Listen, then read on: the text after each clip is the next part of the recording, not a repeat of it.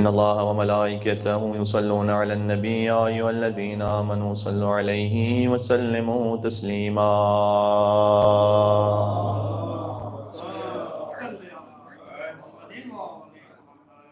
دعائے توسل اور احادیث معصومین علیہ السلام کے ساتھ آپ کی خدمت میں حاضر ہیں.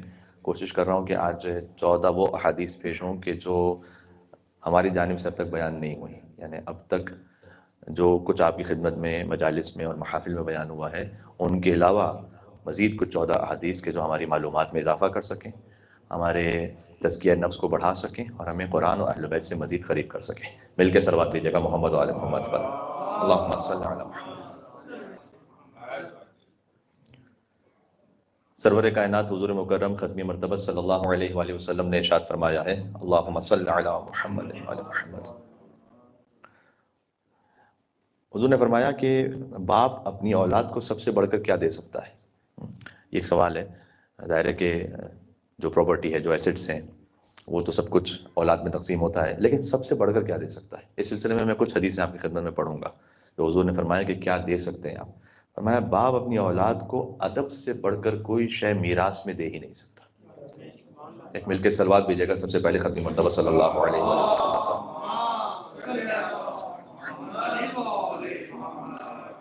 یعنی باپ کی جانب سے سب کچھ پہنچا لیکن ادب نہیں پہنچا بچے تک، اس کا مطلب ہے کہ ابھی کچھ بھی نہیں پہنچا.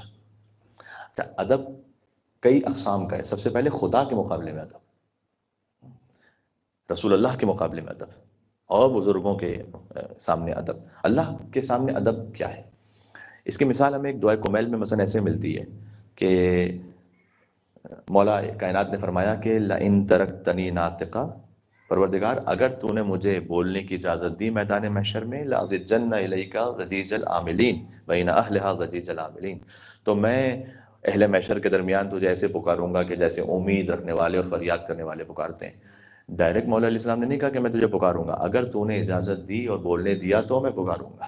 یہ ہے ادب اللہ سبحانہ و تعالیٰ کے سامنے. اور ہمارے دعائیں خالی ثواب کے لیے پڑھنے کے لیے نہیں ہے، بلکہ معارف میں اضافے کے لیے، اپنی سمجھ میں اضافے کے لیے. تو یہ اللہ سبحانہ و تعالیٰ کے سامنے ادب اور تواضع. پہلی بات، پروردگار اگر تو چاہے گا تو یہ ہوگا. میں جمعے کے خطبے میں اس بات کو سنا چکا ہوں کہ حضرت سلیمان کی خواہش یہ تھی کہ ان کی کثیر ازواج ہیں تو پھر وہ سب سے ان کا تعلق ہو، اس کے بعد کثیر ان کی اولاد ہو، اور انشاءاللہ نہیں کہا. یہ سمجھتے ہیں کہ میری حکومت جنوں پر انسانوں پر سب پر ہے تو مجھے تو اولاد ہو ہی جائے گی. انشاءاللہ نہیں، اگر اللہ چاہے گا تو ہوگا. یہ ہے ادب اللہ سبحانہ وتعالیٰ کے سامنے. حضور مکرم کے مقابل پر ادب کیا ہے؟ سب سے بنیادی تر بیر منیمم یہ ہے کہ جب بھی ان کا نام اور ذکر آپ ایک صلوات بھیجیں محمد وعلی محمد علیہ السلام پر. اللہم صلی علی محمد. ائمہ کے سامنے ادب یہ ہے کہ ان کا لقب کسی اور کو نہ دو، ماضی یا حال کی کسی بھی شخصیت کو امام جیسا نہ سمجھو. یہ ہے امام علیہ السلام کے مقابلے پر ادب. تو حضور نے فرمایا کہ باپ اپنی اولاد کو ادب سے بڑھ کر کوئی شے میراث میں نہیں دے سکتا. اب ہم دعائے توسل کا آغاز کرتے ہیں اور ایک کے بعد ایک انشاءاللہ احادیث پڑھیں گے آپ کی خدمت میں. بسم اللہ الرحمن الرحیم. اللهم انی اسألک واتوجہ الیک بنبیک نبی الرحمہ محمد صلی اللہ علیہ وآلہ یا ابا القاسم یا رسول اللہ یا امام الرحمن یا سیدنا و مولانا انا توجہنا واستشفعنا وتوسلنا بک الی اللہ وقدمناک بین یدی حاجاتنا یا وجیہا عند اللہ اشفع لنا عند اللہ. مولا علی علیہ السلام نے بھی ایک ایسے ہی ادب کرنے والے کی خاص تعریف کی. ایک اعرابی آیا خانہ کعبہ کا پردہ پکڑ کر اللہ تعالیٰ سے کہتا ہے، آپ کو یہ عربی جملے یاد نہ بھی رہیں تو آپ اس کا جسٹ یاد رکھیے گا، اللہ سبحانہ و تعالیٰ سے کلام کا سلیقہ اور ادب. کہتا ہے یا صاحب البیت، اے اس بیت کے رب، البیت بیتک، یہ گھر تیرا گھر ہے. اللہ نے اسے اپنی طرف منسوب کیا ہے بیت اللہ کو. یہ بیت تیرا بیت ہے. والضیف ضیفک، اور یہ مہمان تیرا مہمان ہے. وَلِكُلِّ ضَيْفٍ مِّن مُضِيفِهِ قِرَنٌ، تو ہر مہمان کا اس کے میزبان پر ایک حق ہوتا ہے.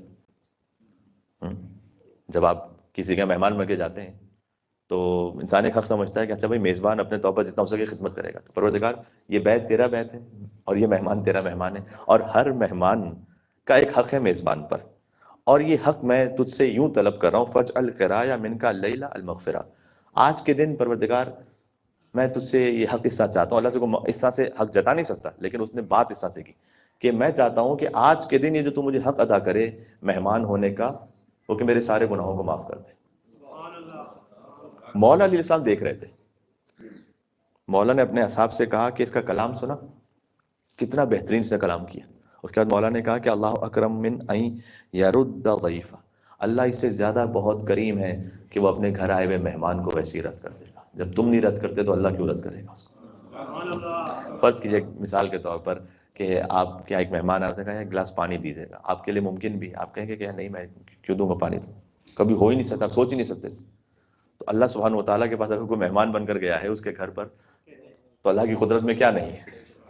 تو جب اس نے جو مانگا تو کیوں نہیں تک. مولا نے کہا کہ کتنا ہی بہترین اس نے مانگا. اس واقعے کو میں تفصیل سے کبھی اور ہو سکا آپ کی خدمت میں سناؤں گا.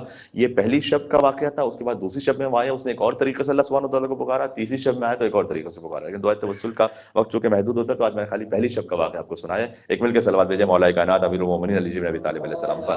اللہم صل علی محمد یا ابا الحسن یا امیر المومنین یا علی ابن ابی طالب یا حجت اللہ علی خلقہ یا سیدنا و مولانا انا توجہنا واستشفعنا وتوسلنا بک الی اللہ وقدمناک بین یدی حاجاتنا یا وجیہا عند اللہ اشفع لنا عند اللہ.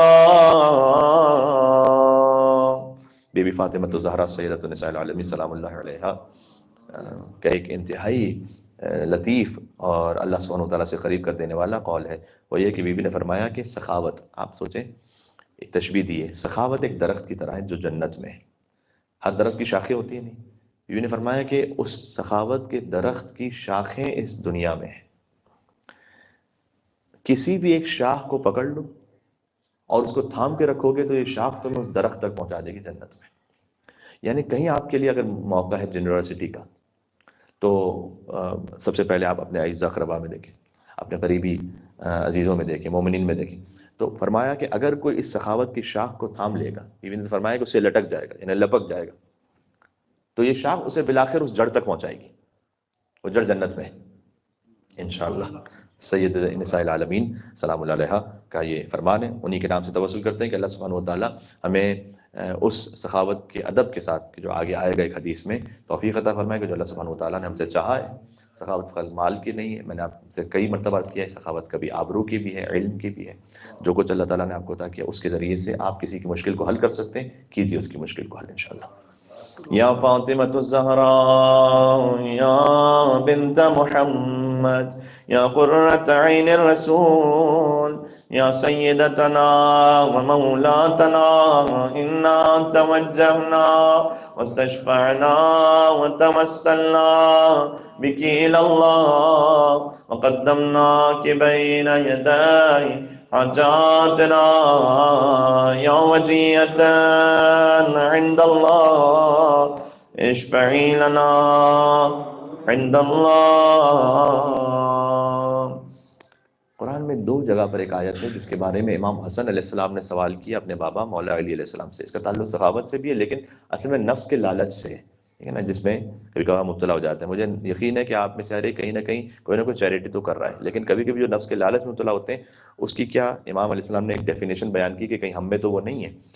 ایک آیت ہے قرآن میں جو ایگزیکٹ ورڈنگ کے ساتھ دو جگہ پر ہے. سورہ حشر کی آیت نمبر 9 بھی ہے، سورہ تغابن کی آیت نمبر 16 بھی ہے. وَمَن یُوقَ شُحَّ نَفْسِهِ فَأُولَٰئِکَ هُمُ الْمُفْلِحُونَ. جو اپنے نفس کو لالچ سے بچا لے بس یہی فلاح پانے والا ہے. اس کے لیے لفظ ہے شح کا. تو شح نفس سے، شح کا مطلب سادہ ترجمہ میں نے کر دیا لالچ، لیکن یہ ایک تھوڑا سا غریب لفظ ہے، عربی میں اتنا کامنلی یوز نہیں ہوتا. اچھا امام حسن علیہ السلام آپ جانتے ہیں وہی علم ہے، ایک ہی نور ہے، لیکن کتنی ہمارے پاس روایات ایسی ہیں کہ امام حسن علیہ السلام نے سوال کیا مولا علی علیہ السلام سے کہ بابا آپ بتلائیے گا کہ شح نفس کا کیا مطلب ہے. سادہ لفظ میں نے کہا کہ لالچ ہے، میں نے ابھی آپ کو ترجمہ کر دیا، لیکن اس کی کیا تعریف ہے کہ جو اپنے آپ کو اس سے بچا لے وہ یقیناً فلاح پانے والا ہے. کس سے بچا لے؟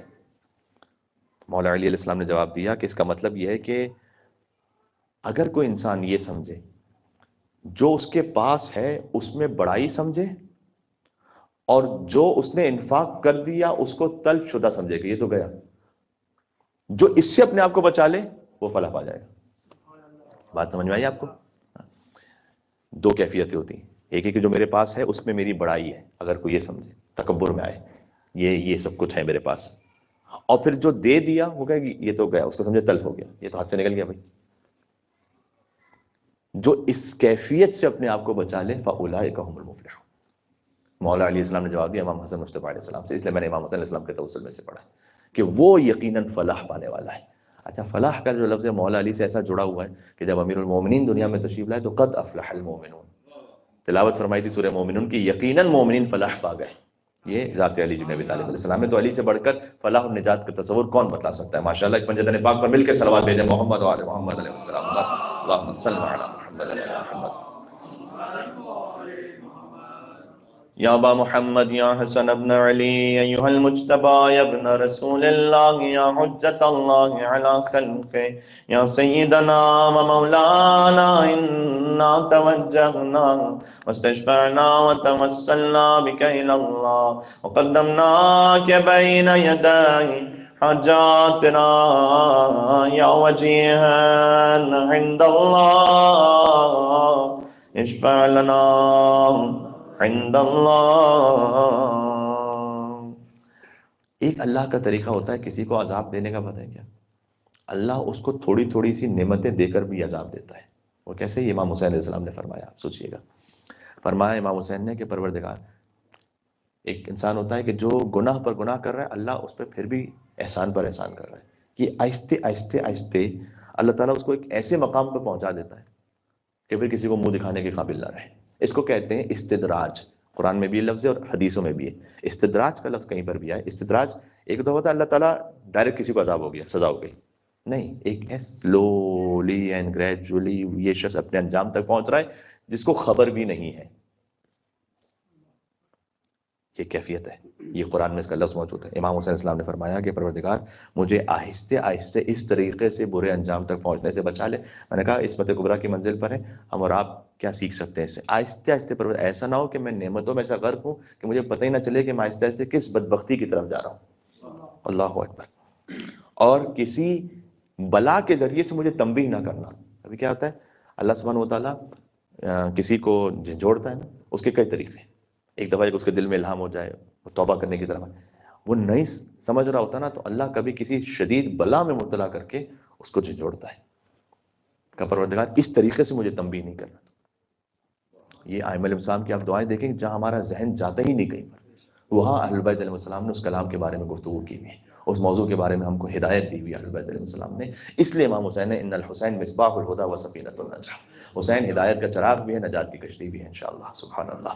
یا ابا عبداللہ یا حسین ابن علی ایہا الشہید یا ابن رسول اللہ یا حجت اللہ علی خلقہ یا سیدنا ومولانا انا توجہنا واستشفعنا وتوسلنا بک الی اللہ وقدمناک بین یدی حاجاتنا یا وجیہا عند اللہ اشفع لنا عند اللہ.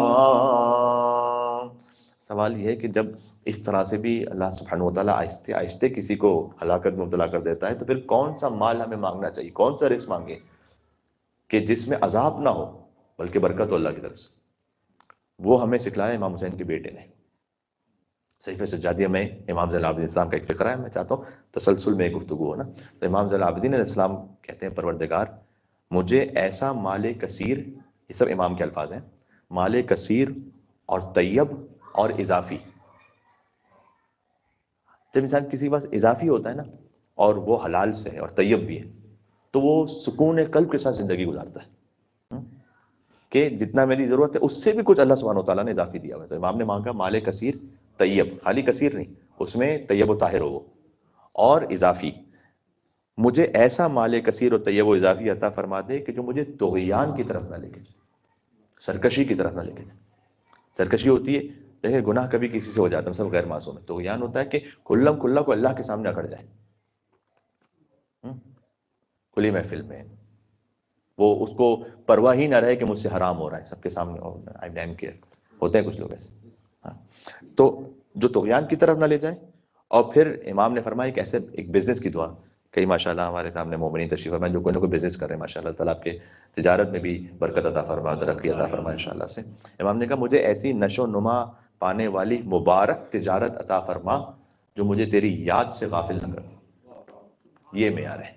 اگر آپ کوئی بزنس کر رہے ہیں اور آپ ماشاءاللہ اس میں نشو و نما پا رہے ہیں، آپ ترقی کر رہے ہیں، لیکن آپ اللہ کی یاد سے غافل نہیں ہو رہے، آپ امام زین العابدین السلام کی دعا میں شامل ہیں ماشاءاللہ سے. وہ دعا ہے کہ جو امام نے مانگی ہے ماشاءاللہ سے. سب کے رزق میں برکت و وسعت کے لیے اور طیب رزق حاصل کرنے کے لیے یہاں سے وہاں تک مل کے صلوات دیتے ہیں امام زین العابدین علیہ الصلوۃ والسلام. اللهم صل علی محمد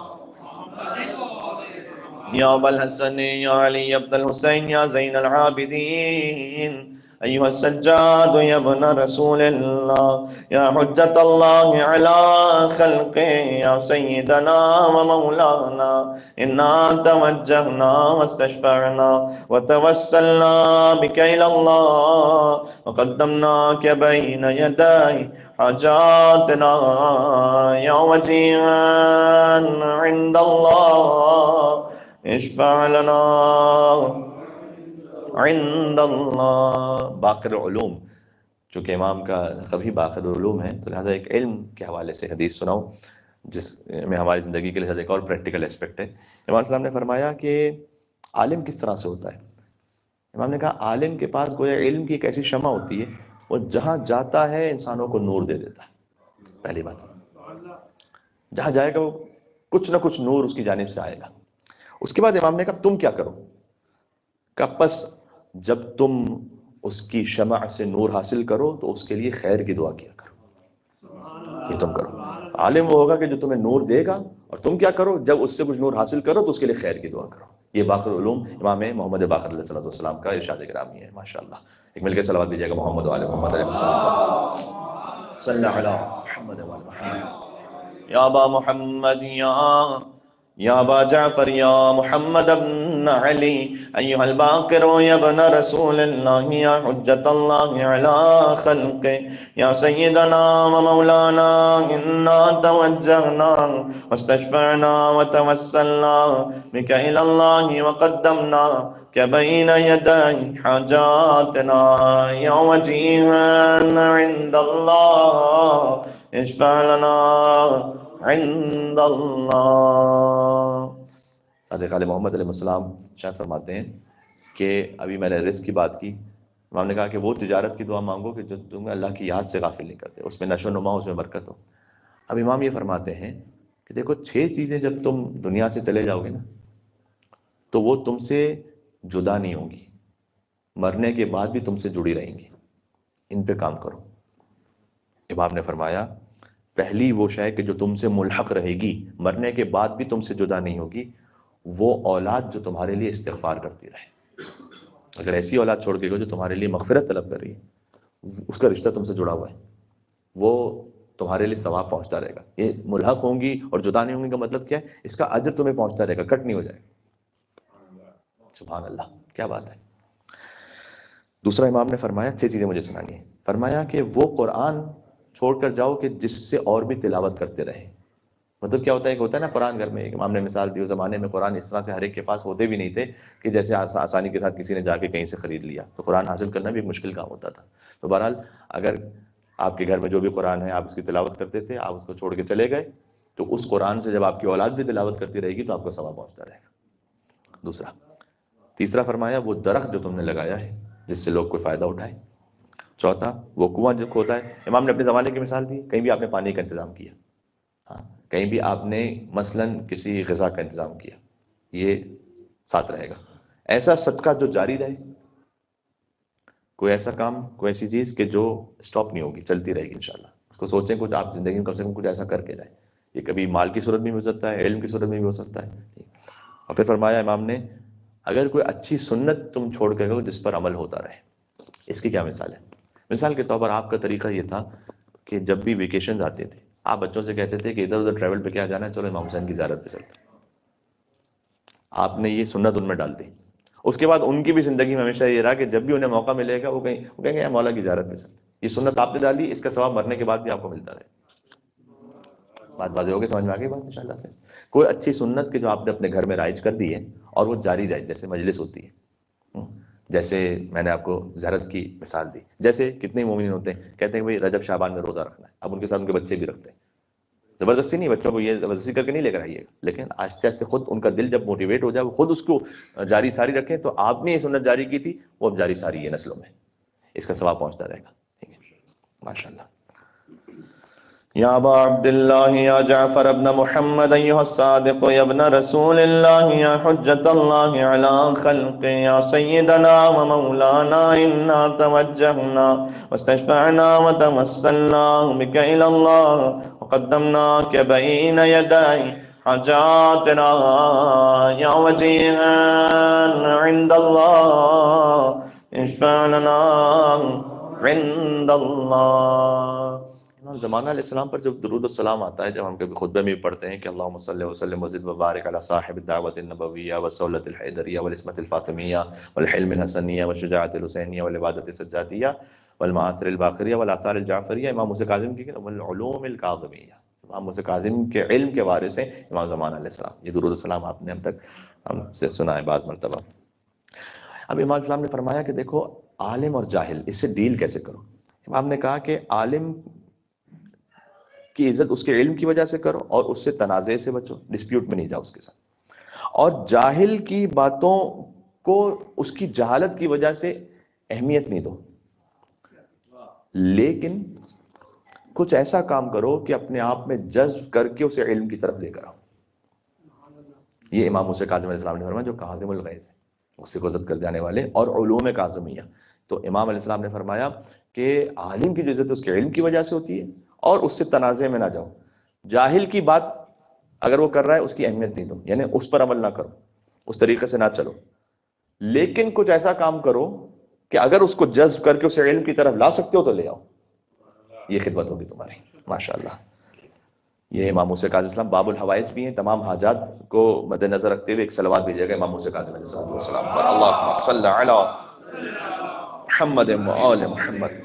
یا ابا ابراہیم یا ابا الحسن یا موسیٰ بن جعفر ایہا الکاظم یا ابن رسول اللہ یا حجت اللہ علی خلق یا سیدنا و مولانا انا توجہنا واستشفعنا وتوسلنا بک الی اللہ وقدمناک بین یدی حاجاتنا یا وجیہا عند اللہ اشفع لنا عند اللہ. امام رضا علیہ السلام کے لیے میں مختصر ایک واقعہ سناتا ہوں، مختصر سا بہت. ایک ملحد آیا، خدا کو نہیں مانتا تھا، اور وہ ایک اپنے گروپ کے ساتھ آیا امام کے پاس. گفتگو ہوئی امام سے. امام نے اس کو ایک بات کی، میں آپ کو کہہ دیتا ہوں، کئی مرتبہ ہوتے ہیں ایتھسٹ آپ کے سامنے آ جاتے ہیں، بچے ہیں آپ ان تک بات پہنچائیے، کبھی کسی تک ہدایت پہنچ جائے. امام السلام کا کلام نور ہے. تو میں نے کہا حدیث آپ کو سنا دوں. امام السلام سے گفتگو ہو رہی تھی. امام نے کہا دیکھو، اگر مرنے کے بعد کچھ بھی نہیں ہے تو میں اور تم برابر ہو. میں نے نماز پڑھی نا، روزہ رکھا، تو اس کا نقصان کیا ہوا؟ اگر بعد میں مرنے کے بعد کچھ نہیں ہے تو نقصان بھی تو نہیں ہوا نا اس کا، کچھ تھا ہی نہیں پھر. تو جو زکوٰۃ دی، جو نماز پڑھی، کچھ بھی نہیں ہوا. تو ہم اور تم برابر ہو گئے، کچھ بھی نہیں تھا. اور اگر ہے تو پھر کیا ہے؟ تو تم ہلاک ہو گئے، میں نجات پا گئے. اس کو ہوتا ہے پوٹینشل تھریٹ سے اپنے آپ کو بچا لینا. یہ اس وقت ایک مثال کے طور پر آپ پیٹرول پمپ پر ہیں تو وہاں پر اسموکنگ منع ہے. تو اگر کسی نے اسموکنگ کر لی تو کیا ضروری کہ بلاسٹ ہوگا؟ شاید 25-30 ہزار لوگ، 50 ہزار لوگ کریں تو ایک ہوگا شاید. تو بھئی آپ نے باقی 50 ہزار کو کیوں منع کیا ایک کے چکر میں؟ کہا نہیں، اس کا نقصان اتنا بڑا ہے کہ اگر ہو گیا تو یہ اتنا بڑا اس کا نقصان ہے کہ پھر یہ قابو میں نہیں آئے گا. اس لیے کئی مرتبہ ضروری نہیں کہ آپ ہر بار کو خطرے کی وجہ سے روک لیتے ہیں. کئی مرتبہ ہوتا ہے کہ آپ دیکھ رہے ہوتے ہیں کہ ہاں اس میں نقصان ہو سکتا ہے بہت بڑا، لہذا اس سے اپنے آپ کو بچا لیتے ہیں. تو امام اسلام نے کہا کہ ہم نے نماز پڑھی، ہم نے روزہ رکھا، ہم نے سچ بول لیا، ہم نے جھوٹ نہیں بولا. اگر کچھ بھی نہیں تھا مرنے کے بعد، دونوں برابر ہو، چلو ختم. ہم نے وہ نقصان نہیں کیا. لیکن اگر تھا مرنے کے بعد تو تو ہلاک ہے، میں نجات پانے والا ہوں.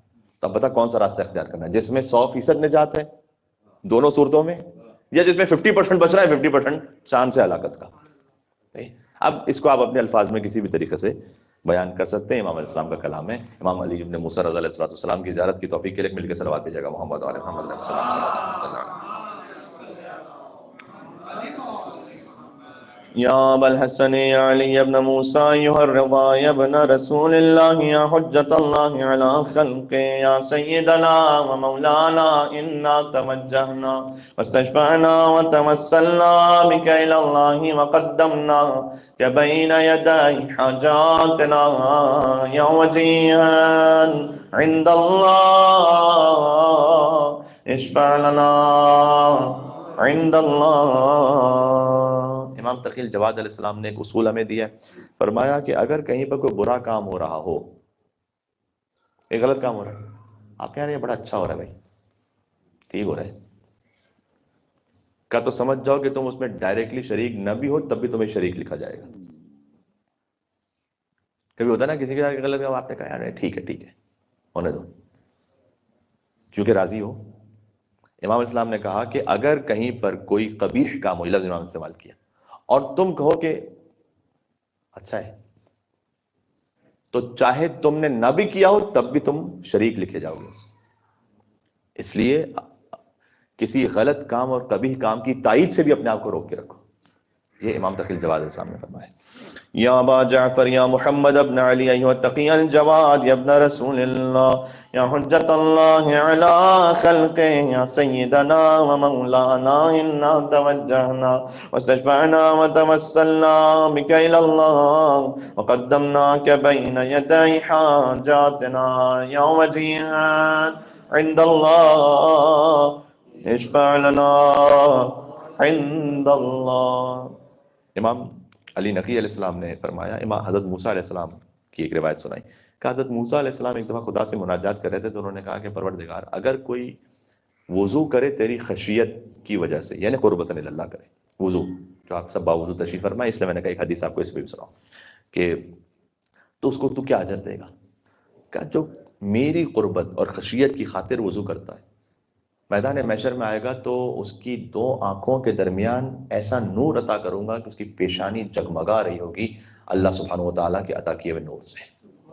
سبحان اللہ. یہ وضو کی تاثیر ہے جو ہم نماز سے پہلے انجام دیتے ہیں ماشاءاللہ. اور سونے سے پہلے بھی اگر ہو سکے تو وضو کر کے سوئیں تاکہ ساری رات کی عبادت کا ثواب حاصل ہو جائے. یا ابا الحسن یا علی ابن محمد ایھا الہادی النقی یا ابن رسول اللہ یا حجت اللہ علی خلقہ یا سیدنا ومولانا انا توجہنا واستشفعنا وتوسلنا بک الی اللہ قدمناک بین یدی حاجاتنا یا وجیہا عند اللہ اشفع لنا عند اللہ. امام حسن عسکری اسلام کا مختصر کلام لیکن حکمت سے بھرپور. سماعت فرما لیجیے گا. امام نے کہا دیکھو انفاق کی ایک مقدار ہے، اس سے بڑھ جائے تو اسراف ہے. ٹھیک ہے. اب یہ آپ نے خود اپنے اپنے طور پر ہر ایک کے لیے اس کی لمٹ الگ الگ ہے. آپ پہ جو واجب النفقہ ہے، پہلے وہ واجب النفقہ ان کی آپ کے لیے ادائیگی ضروری ہے جو آپ کے عزیز اقربا ہیں. پھر جب آپ انفاق کرتے ہیں، امام نے کہا انفاق کی ایک مقدار ہے، اس مقدار سے اگر وہ اضافہ ہو جائے تو اسراف ہے. اب اس کا یہ مطلب نہیں ہے کہ ہم ہر ایک معاملے میں سوچیں کہ یہ تو مجھ سے اسراف ہو رہا ہے، ویسے تو ہم سوچتے نہیں اسراف کا، لیکن انفاق کے معاملے میں اسراف نہ سوچ. بہرحال آپ دیجیے، خود آپ کا قلب اور آپ کا ضمیر آپ کو اپنے آپ میں مطمئن کر دے گا کہ ہاں یہ جو میں نے دیا ہے یہ تھا کہ جو اللہ سبحانہ و تعالیٰ نے جو مجھے دیا تھا تو اس کے بندوں کو اور اس کے دین کے نام پر مجھے خرچ کرنا چاہیے تھا. یہ بھی نہ کریں تو پھر وہ بخل ہے. اس سے اوپر جائیں، امام نے کہا وہ اسراف ہے. پھر فرمایا کہ شجاعت کی بھی ایک مقدار ہے. بعض لوگ ہوتے ہیں جو بدتمیزی کرنا چاہتے ہیں، کسی کہتے ہیں یار ہم تو کسی ڈرتے نہیں، اس کو شجاعت کا نام دیتے ہیں. امام نے کہا شجاعت کی بھی ایک مقدار ہے. شجاعت کو صحیح طریقے سے انجام دو. اگر اس سے اوپر جاؤ گے تو جسارت اور گستاخی ہے، شجاعت نہیں ہے وہ. مل کے صلوات دیجیے گا امام حسن عسکری علیہ السلام پر. اللہم صل علی محمد وآل محمد وعجل فرجهم. یا ابا محمد یا حسن ابن علی ایھا الذکی العسکری یا ابن رسول اللہ یا حجت اللہ علی خلقہ یا سیدنا ومولانا انا توجہنا واستشفعنا وتوسلنا بك إلى الله وقدمناك بين يدي حاجاتنا يا وجيها عند اشفع لنا عند اللہ۔ مولا امام زمانہ علیہ السلام ارشاد فرماتے ہیں یہ بھی وہ عمل ہے کہ جو ہم ماشاءاللہ ہر شب جمعہ انجام دیتے ہیں۔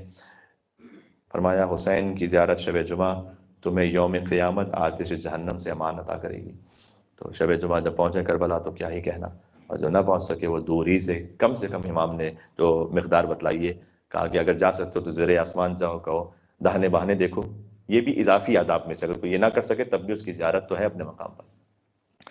یہ دہنے بہانے دیکھنا شاید رمز تو اس بات پر کہ مشرق و مغرب ہر جگہ امام حسین علیہ السلام کو اللہ سبحانہ وتعالیٰ نے اذن و اختیار عطا کیا ہے۔ تو کچھ ہے امام حسین کا دہنے بہانے دیکھو، پھر اس کے طرف قبلے کا رخ کرو، السلام علیکم یا ابا عبداللہ، السلام علیکم ورحمۃ اللہ وبرکاتہ۔ یہ کم سے کم منیمم زیارت ہے شب جمعہ، اس کو تو ضرور انجام دیں۔ باقی زیارت وارثہ الحمدللہ پڑھتے ہی ہیں، السلام علیکم یا وارث آدم صفت اللہ والی زیارت۔ امام زمانہ نے فرمایا جو شب جمعہ زیارت کو پڑھے وہ میدان محشر میں اللہ کے عذاب سے امان میں ہوگا۔ میں امام کا توسل پڑھتا ہوں، تھوڑی دیر تشریف رکھیے گا، دو چار فقرے مصائب کے کہ آنکھوں میں آنسو آئیں تھوڑے، اور پھر ہم انشاءاللہ اختتام کریں گے۔ یا وسیع الحسن والخلفان حجاء ایها القائم المنتظر المهدي يا ابن رسول الله يا حجة الله على خلقه يا سيدنا ومولانا إنا توجهنا واستشفعنا وتوسلنا بك إلى الله وقدمناك بين يدي حاجاتنا يا وجيها عند الله اشفع لنا عند اللہ۔ شیخ جعفر شوستری علیہ رحمہ نے خصائص الحسینیہ میں ایک فقرہ لکھا ہے، اس کا مفہوم یہ ہے کہ امام حسین علیہ السلام وہ تیر خوردہ بھی تھے اور مقتول بھی ہیں، مذبوح بھی ہیں۔ مقتول اور مذبوح کو الگ الگ کیوں ذکر کیا؟ تیر کا بھی امام حسین علیہ السلام نے کہا ہے بہت سے تیر تھے، اس میں سے ایک تیر وہ تھا کہ جو حرملہ نے مارا کہ جب امام حسین زمین پر گر گئے۔ مذبوح بھی ہیں جب شمر نے نعوذ باللہ من ذالک ابا عبداللہ حسین کے سینے پر بیٹھ کے امام حسین السلام کو ذبح کیا۔ اور مقتول کب ہے؟ اب مقتول کیا عجب فقرہ لکھا ہے، انہوں نے کہا جانتے ہو حسین قتل کب ہوئے؟ جب علی اکبر کے لاشے پہ پہنچے تھے، جب بوڑھا باپ جوان کے لاشے پہ پہنچا تو حسین اس وقت جان دے چکے تھے، اس لیے کہ 3 مرتبہ امام حسین علیہ السلام نے علی اکبر کی رخسار پر سر رکھا۔ اللہ 3 مرتبہ ایسا ہوا کہ امام حسین علیہ السلام نے علی اکبر کے رخسار پر رخسار رکھا اور 3 فقرے گئے۔ پہلی مرتبہ رخسار رکھا کہ علی الدنیا بعدک العفا، اے بیٹا جس دنیا میں تم نہیں ہو نا اس دنیا پہ خاک ہے۔ یہ ایک باپ ہی سمجھ سکتا ہے اس کیفیت کو کہ جو ان پہ طاری ہوئی۔ دوسرا فقرہ اس وقت کہا کہ رخسار رکھا اپنا اور کہا کہ اے عمر سعد جیسے تو نے میری نسل کو قطع کیا اللہ تیری نسل کو قطع کر۔ کیا شدید وقت ہے امام حسین علیہ السلام پر کہ امام حسین کی زبان مطہر پر یہ جملہ جاری ہوا۔ اور تیسرا امام حسین نے رخسار رکھا اور پھر امام حسین اٹھتے ہی نہیں تھے، بس ایسا تھا کہ جیسے امام حسین رخسار رکھ کر جان دے چکے ہیں۔ لقد استرحت من ہم الدنیا وبقی ابوک وحیدا فریدا، اے بیٹا اکبر تم تو دنیا کے غموں سے آزاد ہو گئے، بقی ابوک وحیدا فریدا، اور تم نے باپ کو بالکل تنہا چھوڑ دیا۔ بس یہ کیفیت تھی کہ امام حسین السلام رخسار اپنا اٹھاتے نہیں تھے، ایسا لگتا تھا دشمن سمجھ رہے تھے کہ جیسے حسین جان دے چکے، اور اگر نہ آتی بی بی زینب سلام اللہ علیہا تو حسین جان دے چکے ہوتے کہ بی بی زینب آئیں اور شہزادہ علی اکبر کا لاشا کئی جگہوں سے ٹکڑے ٹکڑے ہو چکا تھا، اس لیے کہ فقطعوہ بسیوفہم اربن اربا، مقتل کا لفظ ہے کہ اربن اربا ٹکڑے ٹکڑے کر کے ان دشمنوں نے کئی جگہوں سے علی اکبر کا لاشا کاٹ دیا تھا۔ تو بی بی زینب آئیں وانکبت علیہ، اب یہ میری اپنی ایک تعبیر ہے، بی بی نے اپنے آپ کو شہزادہ علی اکبر کے لاشے پہ گرا دیا اور اس کو ڈھانپ لیا۔ تو بی بی مزید نہیں چاہتی تھی کہ وہاں حسین علی اکبر کے لاشے اپنے آپ کو ڈھانپ، بی بی نے علی اکبر کے لاشے کو ڈھانپ لیا اور بی بی زینب سلام اللہ علیہا شہزادہ علی اکبر کے لاشے پر۔ اور امام حسین علیہ السلام کا حکم آیا کہ بہن ارجعی الی الفسطاط، اب آپ جائیے خیموں کی طرف، اور 2 لاشیں ایسے ہیں جو خود امام حسین علیہ السلام نہیں لے کر آئے، ایک علی اکبر کا لاشا ہے کہ بنی ہاشم کے بچوں باہر آؤ، اور اپنے مولا کی مدد کرو. اور علی اکبر کا لاشا لے کر امام حسین جب وہ بچے جا رہے تھے تو پیچھے یا علی یا علی یا علی کہتے ہوئے جاتے تھے. اور دوسرا لاشا تھا کہ جو امام حسین نے لائے وہ ہے ابوالفضل عباس علیہ السلام کا لاشا. جب نہر القمہ پر غازی نے صدا دی، ایک اس فقرہ ذہن میں آیا مقتل کا شہزادہ علی اکبر علیہ السلام کے بارے میں کہ جب امام حسین پہنچے بھی تھے نا شہزادہ علی اکبر تک تو یہ نہیں ہے کہ گھوڑے سے اترے، فسقط من الفرس، گھوڑے سے گر گئے امام حسین. چلاتے چلاتے امام حسین السلام اپنے گھوڑے سے گر گئے نیچے، فسقط من الفرس، نیچے گرے. اور اس کے بعد امام حسین میں یہ طاقت نہیں تھی کہ اٹھ کر اپنے پیروں سے جاتے علی اکبر کی، لہذا گھٹنیوں کے بل ہاتھوں کے ذریعے سے چلتے چلتے یا علی یا علی سيعلم الذين ظلموا على محمد أيام منقلب ينقلبون. پروردگار کسی کی آنکھیں اگر مکھی کے پر کے برابر بھی نم ہوئی ہیں کہ پلکوں میں بھی آنسو ہیں، امام نے فرمایا کہ اللہ سبحانہ و تعالیٰ اس پر بھی اجر عطا فرمائے گا جو امام حسین علیہ السلام کے اس قدر بھی ہوئے. پروردگار اس وقت جس مومن کے دل میں جو حاجت و تمنا ہے حسین کے لیے اکبر کے صدقے میں پوری فرما دے. اسے تیرے سے عطا فرما، مریضوں کو شفا عطا فرما، ہمیں عزت اور آبرو عطا فرما، دشمنان دین و اسلام کے شر سے ہمیں محفوظ فرما، حاسدین کے شر سے محفوظ فرما، اشرار کے شر سے محفوظ فرما. اے پروردگار جو اپنے بچوں کے لیے بچیوں کے لیے شادیوں کے متمنی ہیں ان کے لیے بہترین ہمکف عطا فرما. محمد و آل محمد علیہ السلام کا واسطہ حضرت حجت کے ظہور پر نور میں تعجیل فرما دے، ہمیں ان کے خاتمین و ناصرین میں شمار فرما. ربنا تقبل منا انک انت السمیع العلیم بجاہ محمد وآلہ الطیبین الطاہرین. اللہم صل علی محمد وآل محمد وعجل فرجہم.